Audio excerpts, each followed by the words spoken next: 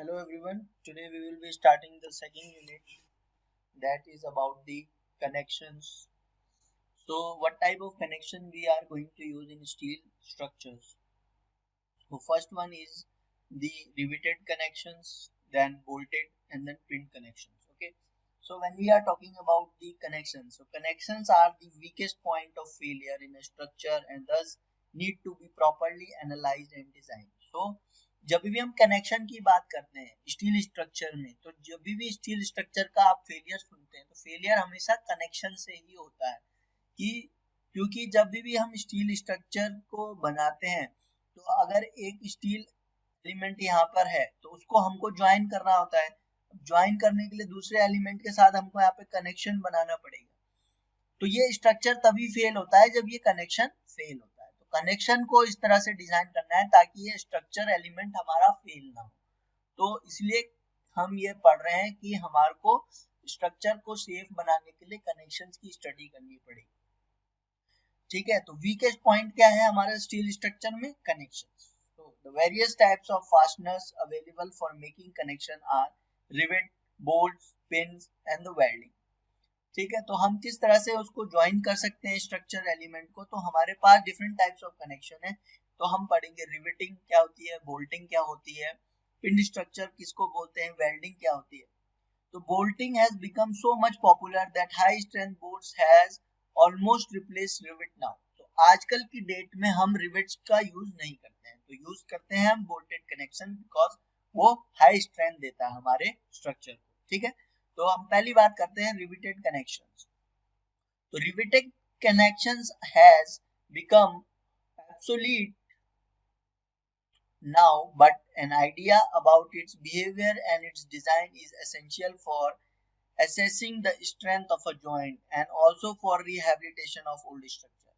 तो रिवेट का नॉलेज होना बहुत जरूरी है। ऐसा नहीं है कि वो अब यूज में नहीं आया तो हम उसको पढ़ के क्या करेंगे, उसको यूज, उसको बेसिक बिहेवियर हमको पता करने के लिए कनेक्शंस का हमको रिवेट का जानना जरूरी है, क्योंकि हम पहले से रिवेट को यूज करते थे। तो ओल्ड स्ट्रक्चर्स जो होंगे उसमें तो रिवेट होगा, तो अगर उसका आपको नॉलेज नहीं होगा तो आप as being an civil engineer तो आप उसका यूज कैसे कर पाएंगे, कैसे आप रिवेटेड कनेक्शन बना पाएंगे जब आपको उसका नॉलेज ही नहीं होगा।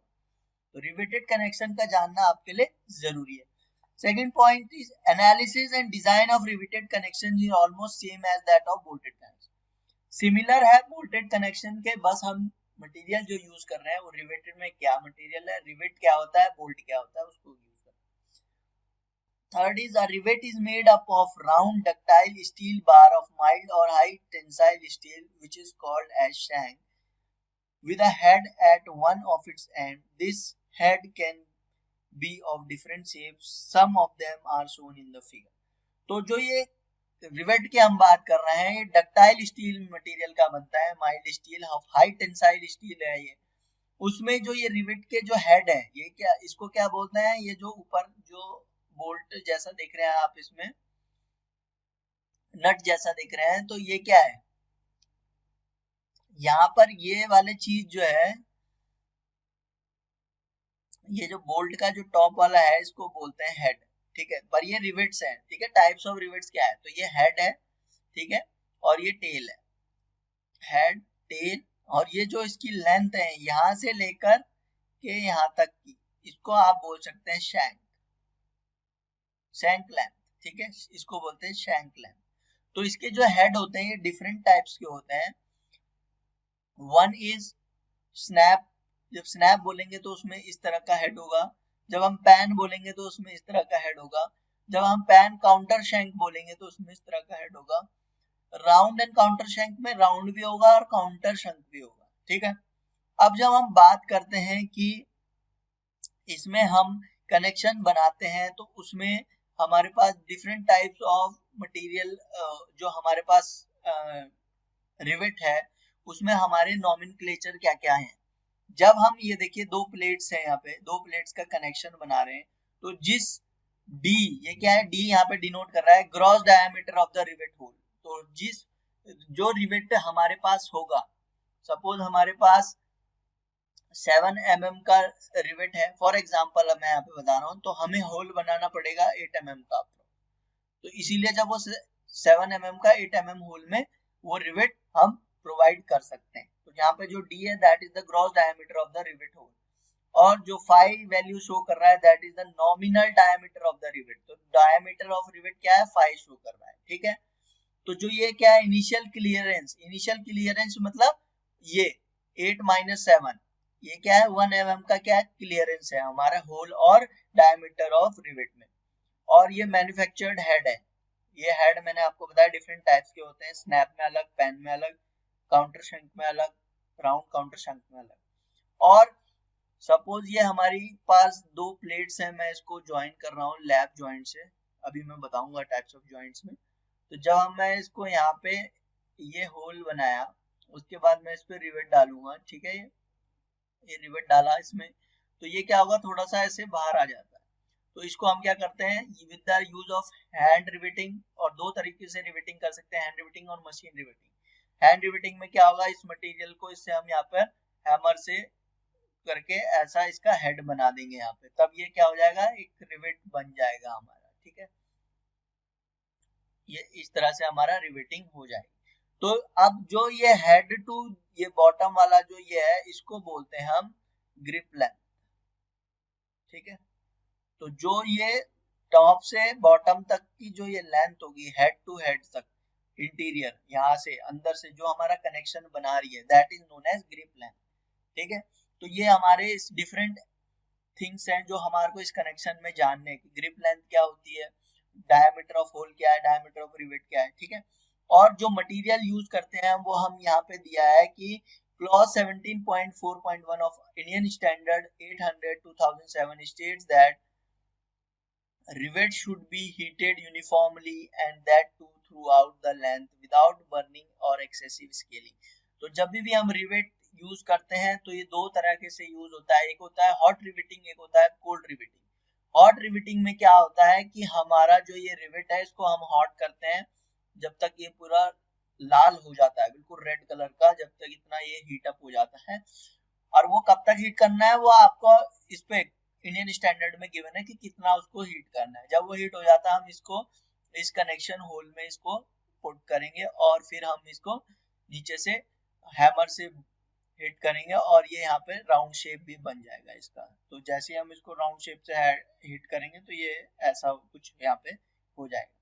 धीरे धीरे जब ये कूल होगा तो ये कनेक्शन क्या होगा, मजबूत हो जाएगा। दूसरे वाले में क्या है, कूल रिवेटिंग। कूल रिवेटिंग में सीधे हम ये रिवेट डाल के फिर से हैमर से इसको हिट करते हैं और इसको यहाँ पर ऐसा हेड बना देते हैं, ठीक है। तो दो तरह के हम रिवेटिंग कर सकते हैं।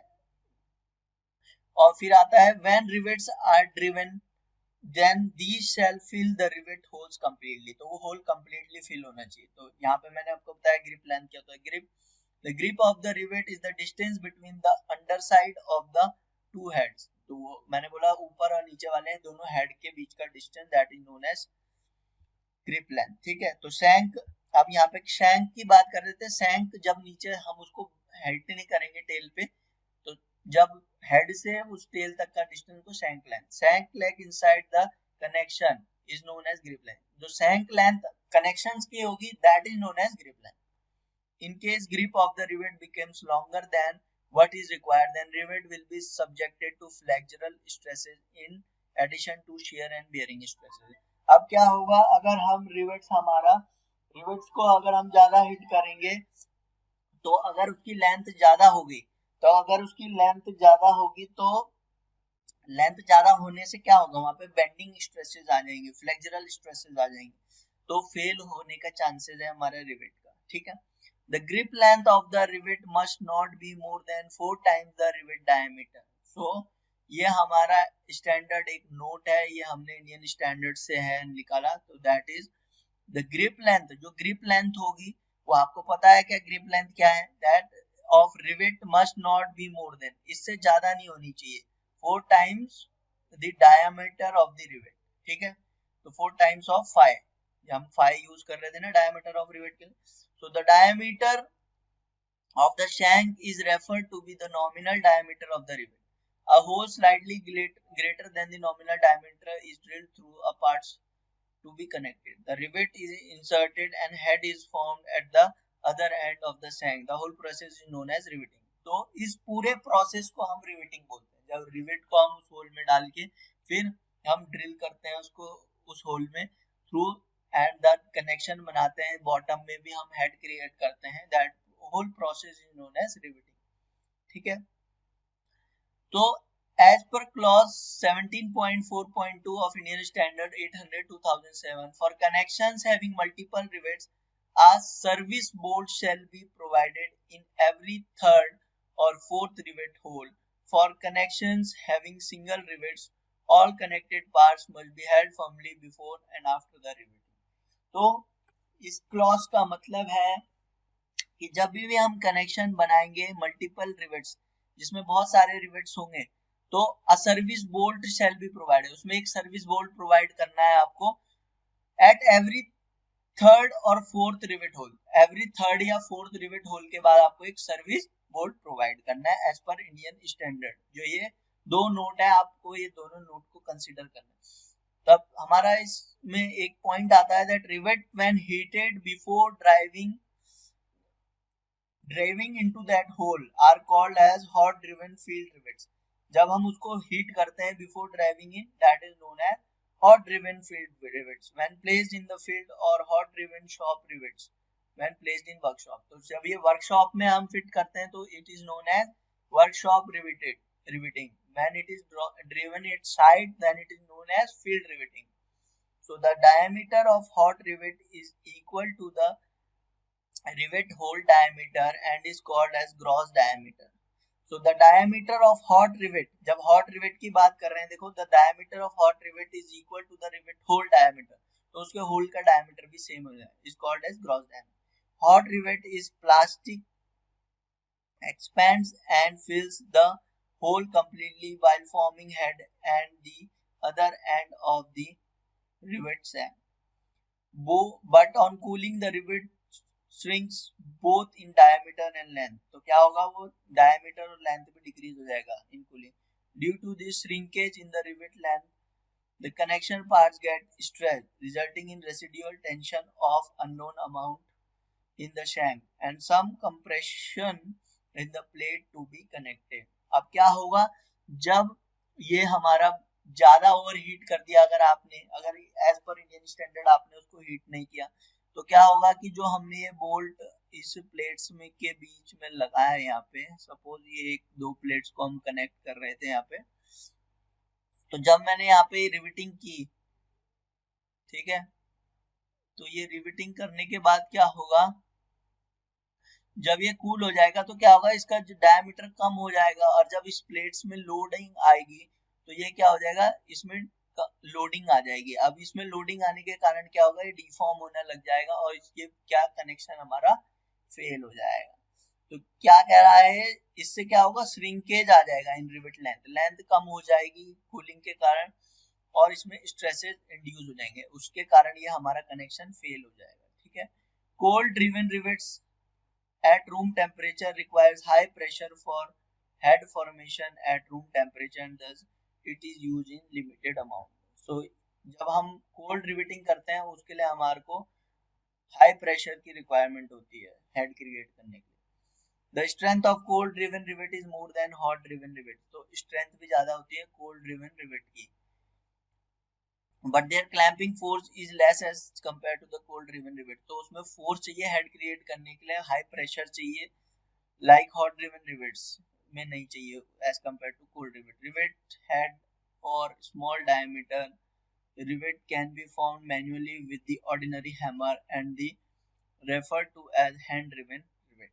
जब हाथ से हम ड्रिवन करते हैं तो hand driven rivets, मशीन से करेंगे तो मशीन रिवेटिंग बोलते हैं उसको। ठीक है, हैंड रिवेटिंग और मशीन रिवेटिंग ये मैंने आपको बता दिया। तो मटेरियल किस तरह से यूज करना है रिवेटिंग में, एज पर इंडियन स्टैंडर्ड आपको ये कोड डाउनलोड करना है IS 800/2007, उसमें आप डिफरेंट क्लॉसेस दे सकते हैं डिफरेंट कनेक्शन के, कि as per this Indian standard हमारे को किसकी कितनी वैल्यू लेनी है, एज पर जब रिवेटिंग है तो उसमें डायमीटर क्या है, कितनी वैल्यू लेनी है, कितना तक हम उसको ले सकते हैं, कौन से मटेरियल का हमारा रिवेट बना है, तो ये एज पर इंडियन स्टैंडर्ड ये सब इसमें गिवन है। Indian Standard IS 800/2000 states that high tensile steel rivet should be made from steel containing two IS इतने स्टील से बनना चाहिए वो रिवेट। तो वो हम यूज करते हैं इंडियन स्टैंडर्ड में, ठीक है। जब हम ये रिवेटिंग करते हैं तो इसमें दो तरह के जॉइंट बनाते हैं। एक होता है types of joints in riveting connection are lap joint, दूसरा होता है बट जॉइंट। तो लैप जॉइंट मतलब जब एक ये स्टील प्लेट है दूसरी स्टील प्लेट से ओवरलैपिंग हो रही है, देखो यहाँ पे, ये देखो ये इसके नीचे है तो ये क्या होगा, लैपिंग हो रही, ओवरलैपिंग हो रही कि नहीं हो रही। तो जब ओवरलैपिंग होती है तो that is known as lap joint, ठीक है। दो प्लेट्स ओवरलैप कर रही हैं, इसको बोल रहे हैं लैप जॉइंट, ठीक है। तो इस लैप जॉइंट में जब कनेक्शन बनाते हैं through rivets that is known as lap joint, ठीक है। अब ये मैंने आपको बता दिया था कि दो ऊपर वाले हेड और नीचे वाले हेड तक हेड का जो डिस्टेंस होगा that is known as the grip length, ठीक है। तो ग्रिप लेंथ आ गई आपकी यहाँ पे, तो ये ग्रिप लेंथ हो गई। तो ये वन प्लेट है, ये प्लेट नंबर 2 है। तो और डिफरेंट और चीजें भी जाननी होती हैं इसमें, वो क्या है, जब हम लैप जॉइंट, ये लैप जॉइंट है, ये ऊपर से कैसा दिखेगा, देखिए मैं इसका अगर टॉप व्यू बनाता हूँ कि इधर कनेक्टेड है एक प्लेट, ठीक है।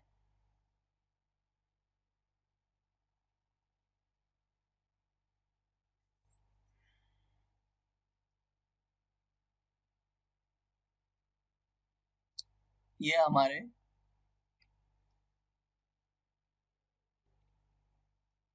अब ये मैंने यहाँ पे वैल्यू बना दी इसकी, और ये हमारा लैप जॉइंट ऊपर से कैसे दिख रहा है, ये ऊपर वाली प्लेट है, ये वन प्लेट है, ये सेकंड प्लेट है, ठीक है। तो इसमें क्या कर रखा है, देखिए टॉप से हमने इसमें रिवेटिंग की है, तो रिवेटिंग की है ये टॉप से, तो ये ऐसे दिखेगी कि नहीं प्लेट। इसका जो साइड व्यू है ये ऐसे दिख रहा है हमको, साइड व्यू का ये टॉप व्यू है, ठीक है। तो वन प्लेट ये ऊपर वाली है, दूसरी है ये जो डॉटेड लाइन से दिखाया है मैंने, ये क्या है, नीचे वाली प्लेट का एंड पॉइंट है ये वाला, ठीक है। ये वाला पॉइंट है जो डॉटेड से शो किया। तो अगर ये रिवेटिंग जो है अगर ये एक ही लाइन में होगी तो इसको बोलेंगे सिंगल रिवेटिंग, सिंगल रिवेटेड, ठीक है, सिंगल रिवेटेड। अगर ये रिवेटिंग दो लाइन में होगी तो डबल रिवेटिंग, अगर तीन लाइन में होगी तो ट्रिपल रिवेटिंग। तो इस तरह से different type of riveting use होती है। सिंगल रिवेटिंग मतलब एक लाइन में, जब ये रिवेटिंग की सिर्फ एक लाइन होगी, देखो प्लान में देखेंगे कि अगर रिवेटिंग की एक ही लाइन में रिवेटिंग की गई है तो it is known as single riveting. ऐसे ही अगर दो लाइन में होगी तो it is known as double riveting, अगर थ्री लाइन में होगी तो ट्रिपल रिवेटिंग, ठीक है, इस तरह से। और जब इस लाइन में सपोज ये डबल रिवेटिंग है, ठीक है, दो डबल वाले हमने ये बनाया। अब इसमें हमारा जानने का होता है कि अगर प्लेट में इस तरह से लोड लग रहा है, सपोज ये टेंसाइल लोडिंग है इस प्लेट में, ठीक है। अब ये टेंसाइल लोडिंग आई इस प्लेट में, तो अब ये कनेक्शन है, तो इसमें जब हम इसको वैल्यूज कैलकुलेट करते हैं कि ये रिवेट में हमारा कितना लोडिंग आ रहा है, ये हमारे को कनेक्शन डेवलप करने हैं, तो इसके लिए डिफरेंट थिंग्स को आपको जानना है कि ये जॉइंट बनाने के लिए हमको क्या क्या रिक्वायरमेंट है।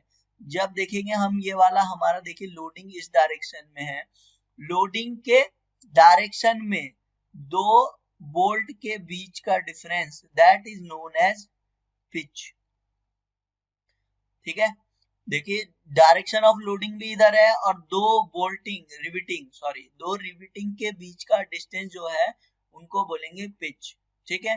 वैसे ही लोडिंग का डायरेक्शन ये है, इसी डायरेक्शन के परपेंडिकुलर जो रिवेट के बीच का डिस्टेंस होगा that is known as gauge length, ठीक है, that is known as gauge length. तो पिच और गेज में क्या डिफरेंस है, ये बहुत बार कंफ्यूज हो जाते हैं बच्चे। In the direction of load जो रिवेटिंग के बीच का डिस्टेंस होगा that is known as pitch, perpendicular to the direction of load the distance between the two rivet is known as gauge length, ठीक है। वैसे ही एंड डिस्टेंस क्या होता है, जब हम एक्स एक्स डिस्टेंस की बात करते हैं, ये एंड ऑफ द प्लेट है, ठीक है। इस प्लेट से इस रिवेट का जो डिस्टेंस होगा that is known as end distance, तो एंड डिस्टेंस इसको बोलते हैं। और जब यही डिस्टेंस इस रिवेट से इन वाई डायरेक्शन ये प्लेट के एंड तक होगा, इसको बोलते हैं एज डिस्टेंस, ठीक है। तो ये भी आप इससे समझ सकते हैं, जिस डायरेक्शन में आपका लोडिंग है उस डायरेक्शन में रिविट के से लास्ट रिविट से हमारा प्लेट का एंड तक का डिस्टेंस, उसको बोलते हैं एंड डिस्टेंस। और डायरेक्शन ऑफ लोडिंग से perpendicular distance from the rivet to the end of the plate in Y direction, Y Y axis, और ये एक्स एक्स एक्सेस, इसको बोलते हैं edge distance. So X X अगर डायरेक्शन ऑफ लोडिंग के उसमें है तो आपको याद रखना है पिच और एंड डिस्टेंस। जब परपेंडिकुलर टू दी लोडिंग है तो आपको याद रखना है गेज और एज डिस्टेंस, ठीक है। तो इस तरह से आप डिफरेंट थिंग्स इसमें याद रख सकते हैं कि हमारी ये वैल्यूज कैसे आएंगी। तो इस जॉइंट्स में क्या होता है, डिफरेंट टाइप्स ऑफ फेलियर होते हैं। तो इन फेलियर ना हो उसमें इंडियन स्टैंडर्ड रिकमेंड करता है कि हमारे को इनकी वैल्यूज कितनी रखनी है, कि रिविट का डिस्टेंस कितना होना चाहिए, दो रिविट के बीच का डिस्टेंस कितना होना चाहिए, इन द पिच कितनी होनी चाहिए, गेज कितना होना चाहिए। दो रिविट ऐसे भी हो सकते हैं आमने सामने इन द एक्स डायरेक्शन और वाई डायरेक्शन में, तो उसको क्या बोलेंगे, पिच बोलेंगे जब डायरेक्शन ऑफ लोडिंग की तरफ है, गेज बोलेंगे जब परपेंडिकुलर है। तो ये वैल्यूज निकालने के लिए आपको इनकी समझना भी होगा, ये पिच कब होता है, गेज लेंथ कब होता है, एंड डिस्टेंस क्या है, एज डिस्टेंस क्या है, ठीक है। ये हम क्यों सीख रहे हैं, ताकि हमारा ज्वाइंट फेल ना हो, हमको इनकी वैल्यूज निकालने आए, तभी तो हम ये डिजाइन कर पाएंगे, ठीक है। Second is but joint. But joint कैसे बनता है, जब हमारी ये एक प्लेट है, ठीक है, एक प्लेट को हमें दूसरी प्लेट से ज्वाइन करना है, ठीक है। अब इस प्लेट को ज्वाइन करने के लिए हमने क्या किया, यहाँ पे एक और प्लेट लगाई, ठीक है। तो इस प्लेट को मैंने यहाँ पे रिवेटिंग कर दी,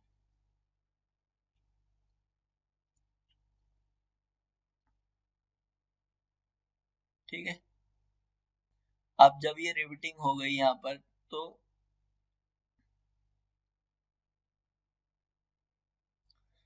ये क्या होगा, सिंगल प्लेट बट ज्वाइंट। तो ये हो गया हमारा सिंगल प्लेट बट ज्वाइंट जब एक ही प्लेट यूज करी है। फिर ये हो जाएगा डबल प्लेट बट ज्वाइंट जब ऊपर भी और एक नीचे भी एक प्लेट यूज करेंगे, इन दो प्लेट को, मेन प्लेट्स को ज्वाइन करने के। ये क्या है, 1 और 2 ये मेन प्लेट्स हैं, ये सेकेंडरी प्लेट है थर्ड वाले। वैसे यहाँ पे ये थर्ड और ये वाली फोर्थ, ये क्या है, सेकेंडरी प्लेट्स है। तो जब सिंगल प्लेट यूज होती है it is known as single plate butt joint, जब दो प्लेट यूज होती है ऊपर नीचे then it is known as double plate butt joint, ठीक है। इसका अगर टॉप व्यू देखेंगे हम तो ये कैसा लिखेगा, कुछ ऐसा दिखेगा। जब आपको लैब ज्वाइंट और बट ज्वाइंट में डिफरेंस जानना होगा, तो जब हमारे पास दो प्लेट के बीच में एक गैप दिख रहा होगा ऊपर से, प्लान में देखिए ये एक प्लेट है और ये दूसरी प्लेट है, इनके बीच में गैप है, तो ये गैप जब दिखेगा दैट दिस गैप से हमको पता लग जाएगा कि ये बट ज्वाइंट है, ठीक है। तो इस तरह से हम ये वैल्यूज देख सकते हैं। तो ये पहली प्लेट थी, तो ये आपकी पहली प्लेट है, ठीक है। ये आपकी दूसरी प्लेट है, इन दोनों के बीच में क्या है, डिस्टेंस है। और ऊपर से ये वाली हमारी जो प्लेट थी, ये हमारी वाली प्लेट है, ठीक है। और ये रिवर्स, ठीक है। ये गैप दिखता नहीं है बट हम इसका प्लान इस तरह से बनाते हैं, ठीक है। अगर टॉप व्यू देखेंगे इसका तो ये गैप दिखेगा क्या, नहीं दिखेगा ना। बट इसको डिनोट करने के लिए, बट ज्वाइंट के लिए हम क्या करते हैं, इसके बीच में ये गैप शो करना पड़ता है, तभी हमको पता लगता है कि ये बट ज्वाइंट है।